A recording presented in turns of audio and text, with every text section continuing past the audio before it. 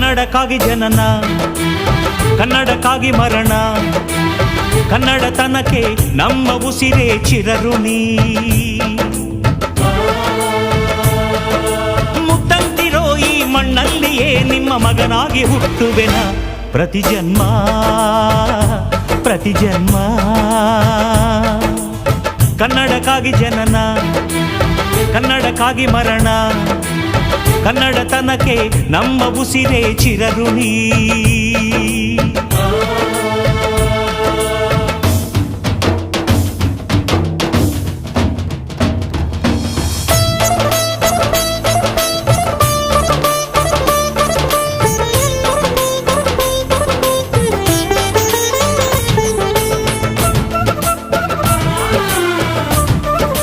स्वामी जी की, परम पूज्य निर्मलानंदनाथ स्वामी जी की, दिवंगत डॉक्टर विष्णुवर्धन गे, ಅವೇರಳ್ಳಿಯ ಇವತ್ತಿನ ನೆನಪಲ್ಲಿ ಉಳಿತಕ್ಕಂಥ ಕಾರ್ಯಕ್ರಮದ ವೇದಿಕೆ ಮೇಲೆ ಇರ್ತಕ್ಕಂಥ ಎಲ್ಲ ನನ್ನ ಹಿರಿಯ ಮುಖಂಡರುಗಳೇ, ಅವೇರಳ್ಳಿಯ ಎಲ್ಲ ನನ್ನ ಆತ್ಮೀಯ ಬಂಧು ಭಗಿನಿಯರೇ, ಮೊನ್ನೆ ನಮ್ಮ ಮುಖಂಡರುಗಳು ಬಂದು ಅವೇರಳ್ಳಿಯಲ್ಲಿ ಕಾರ್ಯಕ್ರಮ ಇದೆ, ಮುಖ್ಯ ರಸ್ತೆಗೆ ಸ್ವಾಮೀಜಿಯವರ ಹೆಸರನ್ನಿಡ್ತಾ ಇದ್ದೀವಿ ಮತ್ತು ವಿಷ್ಣುವರ್ಧನ್ ರವರ ಪುತ್ಥಳಿಕೆಯನ್ನು ಅನಾವರಣ ಮಾಡ್ತೀವಿ ಅಂತ ಸ್ವಲ್ಪ ಆಶ್ಚರ್ಯ ಆಯಿತು. ಯಾಕಂದ್ರೆ ನಾನು ಬಹಳ ವರ್ಷದಿಂದ ಈ ಊರಿಗೆ ಬರ್ತಾ ಇದ್ದೀನಿ. ವಿಷ್ಣುವರ್ಧನ್ಗೆ ಇಷ್ಟು ದೊಡ್ಡ ಅಭಿಮಾನಿಗಳು ಈ ಊರಲ್ಲಿ ಇದ್ದಾರೆ ಅಂತೇಳಿ ನನಗೆ ಗೊತ್ತಿರಲಿಲ್ಲ. ಯಾಕಂದ್ರೆ ಯಲಹಂಕದಲ್ಲಿ ನಮ್ಮ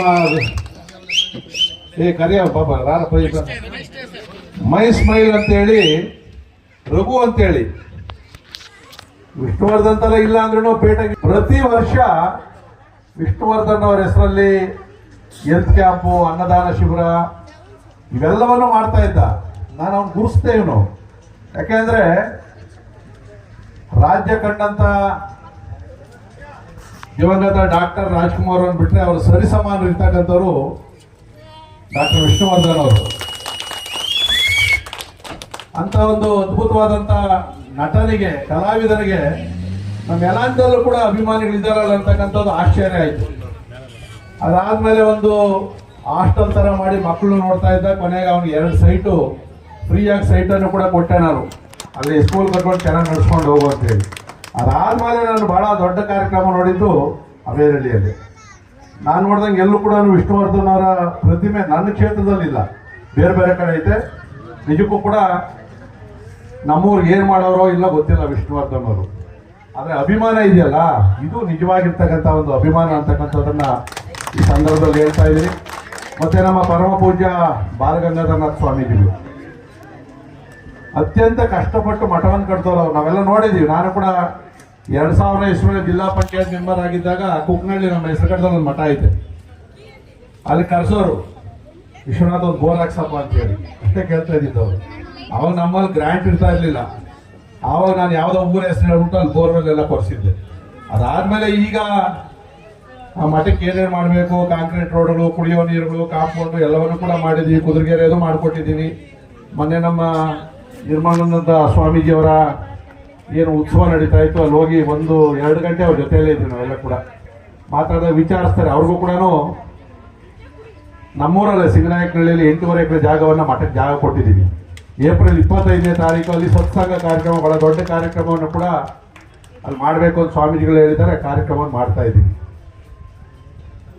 ಇವತ್ತು ಬರೀ ನಾವು ಭಾಷಣ ಮಾಡೋದಲ್ಲ, ಏನಾದರೂ ಒಂದಷ್ಟು ಊರಲ್ಲಿ ಕೆಲಸ ಮಾಡಬೇಕು. ನಾನು ಫಸ್ಟ್ ಅವೇರಳ್ಳಿ ಬಂದಾಗ ಎಂಟ್ರೆನ್ಸ್ ರೋಡು ಸರಿ ಇರಲಿಲ್ಲ, ಮೋರಿನೂ ಇರಲಿಲ್ಲ, ಊರೊಳಗಡೆನೂ ಸರಿ ಇರಲಿಲ್ಲ. ನಮ್ಮ ಎಲ್ಲ ಮುಖಂಡರುಗಳು ಸೇರಿ ಹಣ ಈ ಊರು ಕೆಲಸ ಮಾಡಬೇಕು ಅಂತೇಳಿ ನಿಮ್ಮೆಲ್ಲರ ಸಹಕಾರದೊಂದಿಗೆ ಒಂದಷ್ಟು ಕೆಲಸ ಕಾರ್ಯಗಳನ್ನು ಮಾಡಿದ್ದೀವಿ.